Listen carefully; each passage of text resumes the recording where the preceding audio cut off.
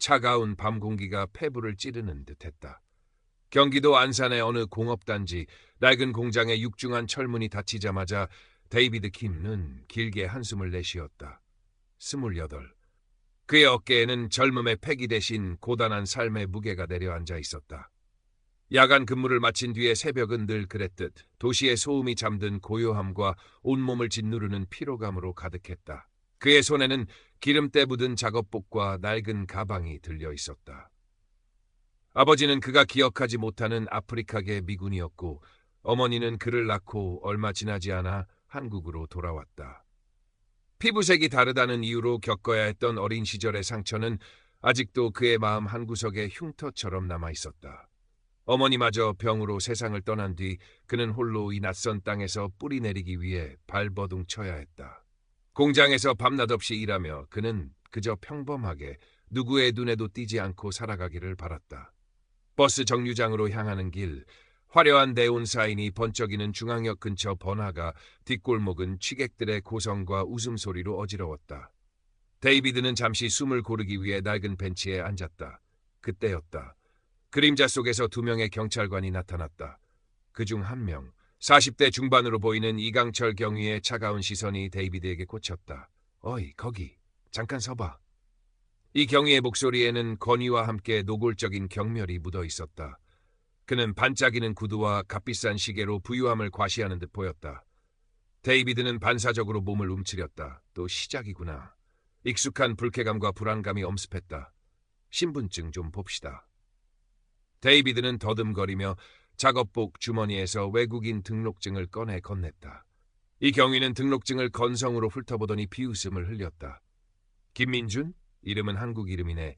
근데 얼굴은 늦은 시간에 여기서 뭐 하는 거야? 수상한 짓 하는 거 아니야? 아닙니다. 일 끝나고 집에 가는 길입니다. 데이비드는 최대한 공손하게 하지만 약간 어눌한 한국어로 답했다. 일? 무슨 일? 너 같은 놈들이 이런 데서 어슬렁거리다가 사고치는 거 한두 번 본 줄 알아? 옆에 있던 젊은 순경이 거들었다. 공장에서 일합니다. 야간 근무. 이 경위는 데이비드의 말을 끊었다. 공장? 말은 잘하네. 주머니 좀 보자. 요즘 너희 같은 애들 사이에서 마약이 유행이라던데. 데이비드는 순간적으로 분노가 치밀었지만 꾹 참았다. 이런 상황에서 저항하는 것이 얼마나 어리석은 일인지 그는 경험으로 알고 있었다. 그는 순순히 주머니를 뒤집어 보이려 했다. 바로 그때 이 경위의 손이 번개처럼 움직였다. 데이비드는 자신의 옆구리에 무언가 차가운 것이 스치는 것을 느꼈다. 그리고 이 경위는 마치 기다렸다는 듯 데이비드의 팔을 거칠게 비틀었다. 이 새끼, 이거 봐라. 마약 소지 현행범이다. 꼼짝 마. 데이비드의 눈이 커졌다. 그의 주머니에서 작은 비닐봉지가 떨어져 나왔다. 하얀 가루가 담긴 생전 처음 보는 물건이었다. 아닙니다. 이건 제 것이 아닙니다. 당신이. 시끄러. 내 놈들이 하는 변명은 다 똑같아. 이 새끼 공무집행 방해까지 하네? 당장 수갑 채워. 젊은 순경이 재빨리 다가와 데이비드의 등 뒤로 차가운 수갑을 채웠다. 밤의 고요를 깨는 날카로운 금속음, 데이비드의 세상이 무너져 내리는 소리였다. 그는 필사적으로 외쳤지만 그의 목소리는 취객들의 소음과 도시의 냉담함 속에 묻혀버렸다. 이 경위의 입가에는 만족스러운 미소가 걸려 있었다. 그는 데이비드의 어깨를 거칠게 밀치며 순찰차로 향했다. 순찰차 뒷좌석에 구겨 넣어진 데이비드는 창밖으로 빠르게 스쳐 지나가는 도시의 불빛을 멍하니 바라보았다. 억울함과 절망감이 온몸을 휘감았다.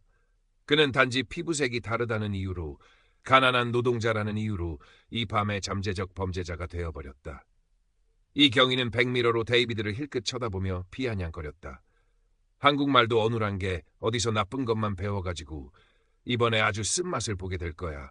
감히 대한민국 경찰한테 덤벼? 데이비드는 입술을 깨물었다.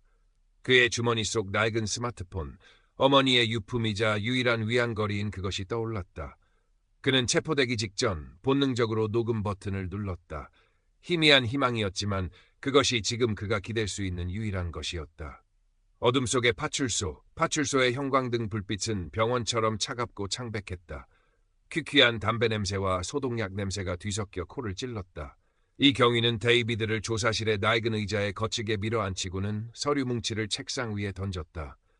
자, 이름, 나이, 주소. 똑바로 말해. 딴 생각하지 말고. 데이비드는 떨리는 목소리로 인적 사항을 말했다. 이 경위는 그의 말을 들으면서도 서류에 무언가를 휘갈겼었다. 그의 표정에는 일말의 의심이나 동정심도 찾아볼 수 없었다. 오직 귀찮음과 경멸만이 가득했다. 마약은 어디서 구했어? 누구한테 팔려고 했지? 솔직히 불면 정상 참작해 줄 수도 있어. 이 경위는 회유하듯 말했지만 그 눈빛은 뱀처럼 차가웠다. 정말 제 것이 아닙니다. 경위님이 제 주머니에 넣으셨습니다. 퍽! 소리와 함께 데이비드의 뺨이 돌아갔다. 이 경위의 손바닥이었다. 이 새끼가 아직도 정신을 못 차렸네. 내까지 놈 말을 누가 믿어줄 것 같아? 증거가 있는데 얌전히 자백하면 곱게 보내줄 텐데 일을 크게 만드네. 데이비드의 뺨은 불덩이처럼 뜨거웠지만 마음속의 억울함은 그보다 더 뜨거웠다. 그는 이를 악물었다. 저는 자백할 것이 없습니다. 이 경위는 혀를 차며 자리에서 일어났다.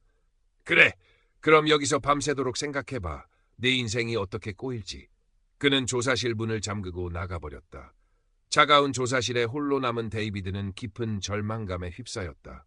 아무도 자신의 말을 믿어주지 않을 것이다. 가난한 흑인 이주 노동자의 말보다 반짝이는 구두를 신은 경찰 경위의 말을 사람들은 더 신뢰할 것이다. 그는 낡은 스마트폰을 떠올렸다. 경찰이 소지품을 검사하기 전에 어떻게든 그 녹음 파일을 지켜야 했다. 얼마나 시간이 흘렀을까? 문이 열리고 젊은 순경이 들어왔다. 그는 데이비드에게 다가와 작은 목소리로 말했다.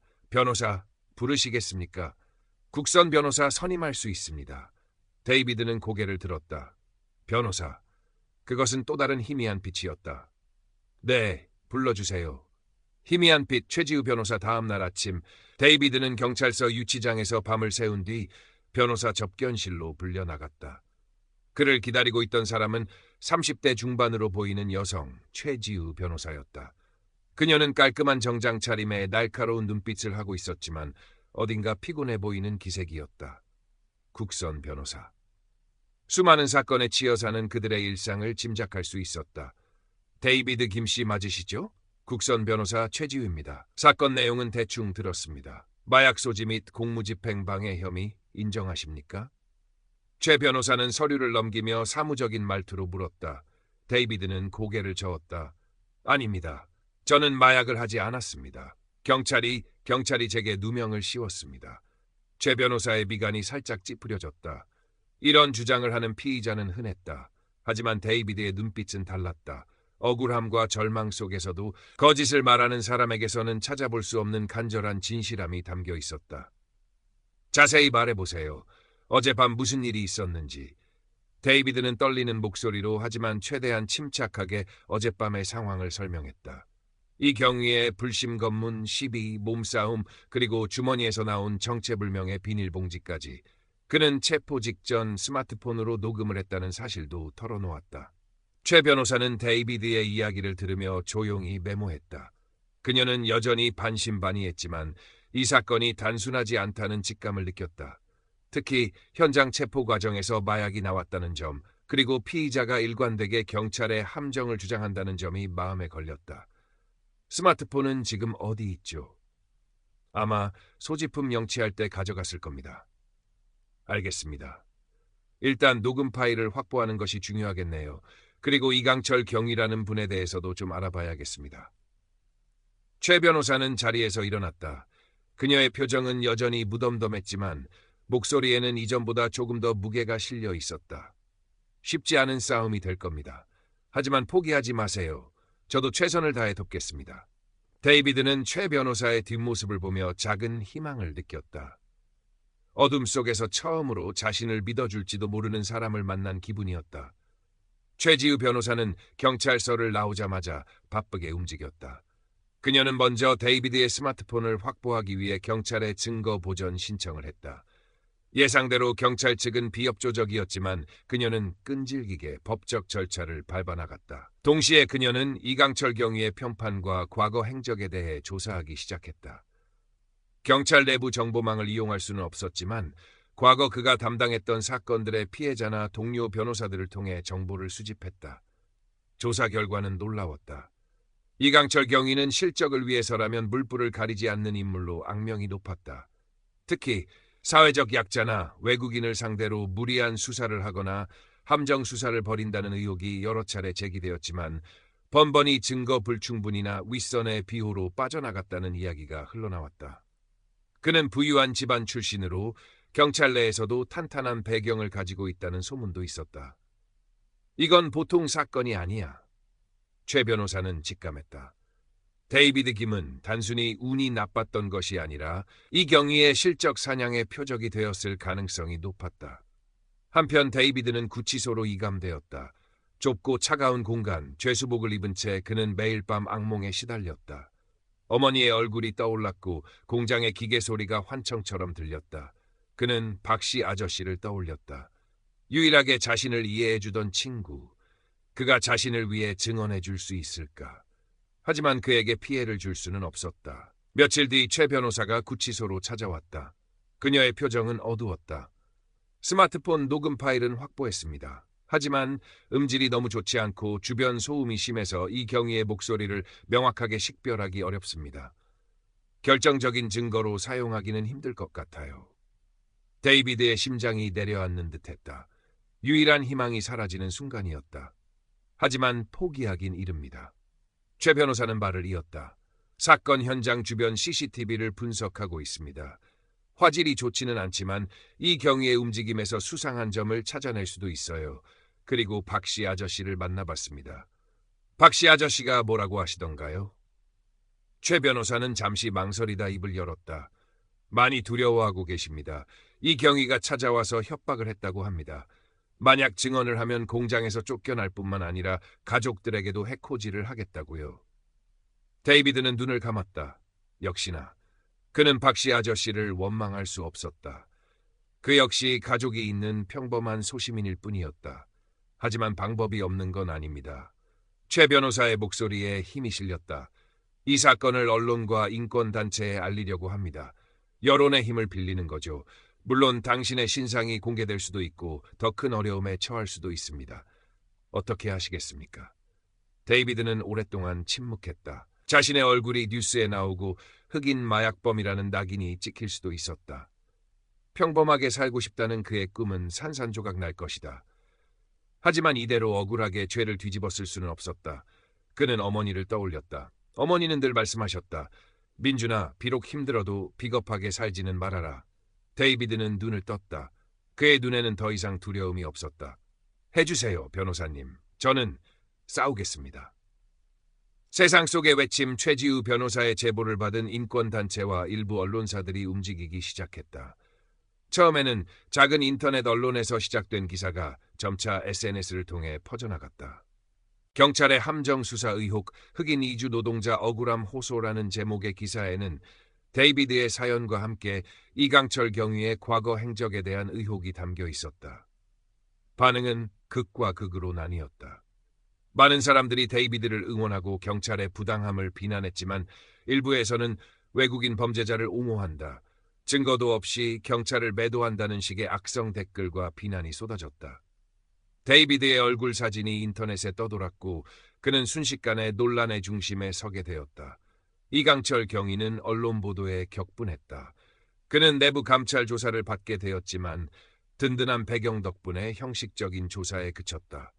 그는 오히려 최 변호사와 데이비드를 명예훼손으로 고소하겠다며 으름장을 놓았다.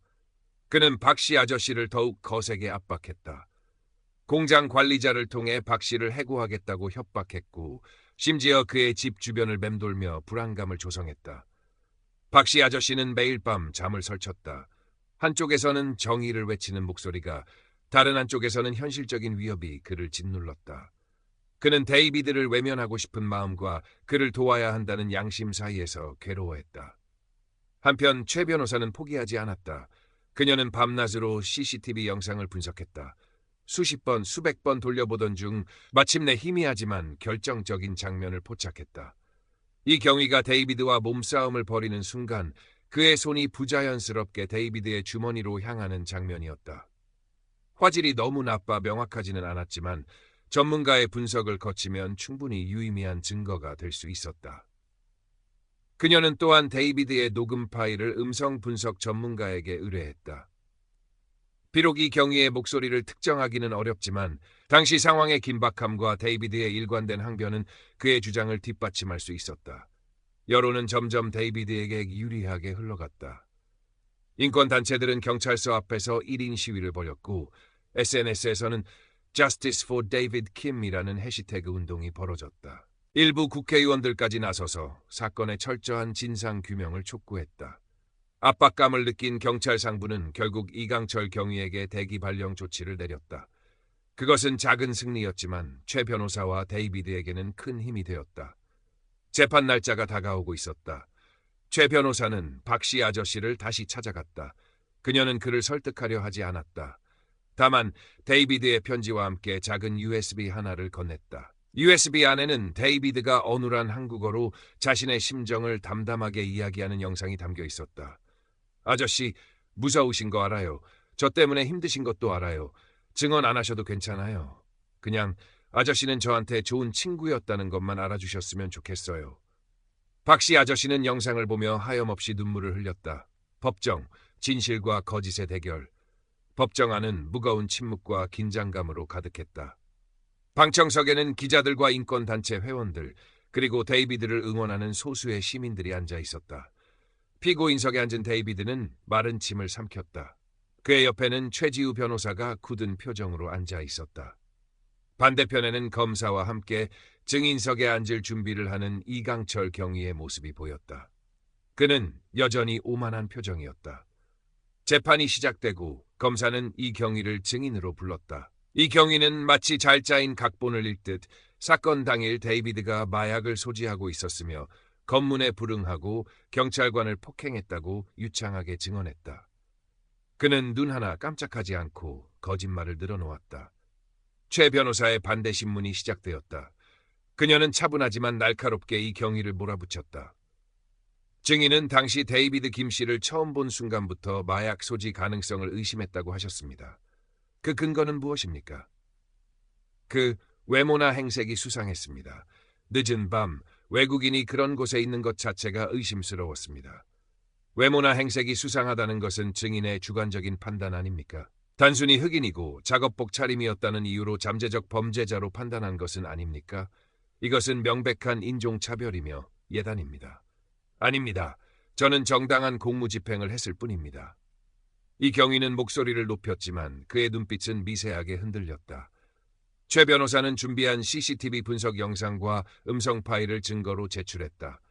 영상은 희미했지만 전문가의 분석 결과 이 경위의 손이 데이비드의 주머니로 향하는 비정상적인 움직임이 관찰되었다는 소견이 덧붙여졌다. 음성 파일에서는 데이비드의 "이건 내 것이 아니야" 라는 절규가 생생하게 들려왔다. 검사는 영상의 화질 문제를 지적하며 증거 능력을 폄하했지만 배심원들과 판사의 표정은 미묘하게 변하고 있었다. 이강철 경위, 증인은 과거에도 비슷한 방식으로 사회적 약자를 상대로 무리한 수사를 했다는 의혹이 여러 차례 제기되었습니다. 인정하십니까? 최 변호사는 결정타를 날렸다. 사실 무근입니다. 음해입니다. 이 경위는 격렬하게 부인했다. 그때 법정 문이 열리고 박씨 아저씨가 들어섰다. 그는 망설이는 걸음으로 증인석을 향했다. 법정 안의 모든 시선이 그에게 쏠렸다. 이 경위의 얼굴은 하얗게 질렸다. 박씨 아저씨는 떨리는 목소리로 하지만 또렷하게 증언하기 시작했다. 그는 사건 당일 근처 포장마차에서 술을 마시고 있었고 우연히 이 경위가 데이비드에게 시비를 거는 장면을 목격다고 했다. 그리고 이 경위가 데이비드의 주머니에 무언가를 넣는 듯한 장면을 봤다고 증언했다. 그는 또한 이 경위가 자신을 찾아와 협박했던 사실도 모두 털어놓았다. 무서웠습니다. 정말 무서웠습니다. 하지만 저 젊은 친구 인생을 망칠 수는 없었습니다. 저는 진실을 말해야 한다고 생각했습니다. 박씨 아저씨는 눈물을 흘렸다. 법정은 술렁였다. 이 경위는 더 이상 변명할 말을 찾지 못했다. 그의 오만한 가면이 벗겨지고 초라한 민낯이 드러나는 순간이었다. 최후 변론에서 최지우 변호사는 힘주어 말했다. 이 사건은 단순히 한 외국인 노동자의 마약 소지 사건이 아닙니다. 이것은 우리 사회에 만연한 편견과 차별, 그리고 공권력의 남용이 빚어낸 비극입니다. 우리는 이 법정에서 데이비드 김 씨 개인의 무죄를 넘어 우리 사회의 정의와 양심을 바로 세워야 합니다. 데이비드는 눈을 감았다. 결과가 어떻게 나오든 그는 더 이상 혼자가 아니었다. 그는 자신의 목소리를 냈고 세상은 그 목소리에 귀를 기울이기 시작했다. 그늘 속 희망 한 줌. 며칠 뒤 선고 공판이 열렸다. 판사는 장중한 목소리로 판결문을 읽어 내려갔다. 피고인 데이비드 김민준에게 무죄를 선고한다. 법정 안에서 환호성이 터져나왔다. 데이비드는 순간 귀를 의심했다. 무죄. 그토록 갈망했던 단어였다. 그는 옆에 앉은 최지우 변호사를 바라보았다. 그녀의 눈가에도 눈물이 맺혀 있었다. 그는 박씨 아저씨를 향해 고개를 숙였다. 판사는 이어서 이강철 경위에 대한 검찰의 위증, 증거 조작, 직권 남용 혐의에 대한 철저한 수사를 촉구했다. 결국 이 경위는 경찰에서 파면되었고 법의 심판을 받아 징역형을 선고받았다. 그의 든든했던 배경도 오만했던 권력도 그를 지켜주지 못했다. 데이비드는 자유의 몸이 되었다. 세상은 달라진 듯 보였다. 그를 향한 비난의 목소리는 사라지고 많은 사람들이 그에게 응원과 격려를 보냈다. 하지만 그는 알고 있었다. 이것이 완전한 해피엔딩은 아니라는 것을. 여전히 거리에는 자신을 훑어보는 차가운 시선들이 존재했고 공장에서는 아무도 그에게 먼저 말을 걸지 않았다. 세상의 편견이라는 거대한 벽은 그렇게 쉽게 허물어지지 않았다. 하지만 데이비드는 더 이상 과거처럼 위축되지 않았다. 그는 최지우 변호사의 도움을 받아 작은 인권단체에서 자신과 같은 처지에 놓인 이주민들을 위한 상담 봉사를 시작했다. 그는 어눌한 한국어로 그들의 이야기를 들어주고 자신의 경험을 나누며 용기를 북돋아 주었다. 어느 주말 오후 데이비드는 박씨 아저씨와 함께 공원 벤치에 앉아 있었다. 박씨 아저씨는 공장에서는 해고되었지만 작은 식당을 열어 새로운 삶을 시작했다. 민준아, 사는 게 참 힘들지? 박씨 아저씨가 캔커피를 건네며 말했다. 데이비드는 멀리 노을 지는 하늘을 바라보며 희미하게 웃었다. 네, 힘들어요. 하지만 전 이제 혼자가 아니잖아요. 그의 목소리에는 더 이상 절망이나 체념이 없었다. 그늘진 도시, 그 속에서도 그는 한 줌의 희망을 찾아냈고 그 희망을 다른 이들과 나누며 꿋꿋하게 자신의 길을 걸어가고 있었다. 그의 싸움은 아직 끝나지 않았지만 그는 더 이상 어둠 속에 홀로 서 있지 않았다. 그의 곁에는 작은 연대의 빛이 함께하고 있었다. 도시는 여전히 그림자를 드리우고 있었지만 그 그림자 속에서도 희망은 조용히 하지만 끈질기게 자라나고 있었다.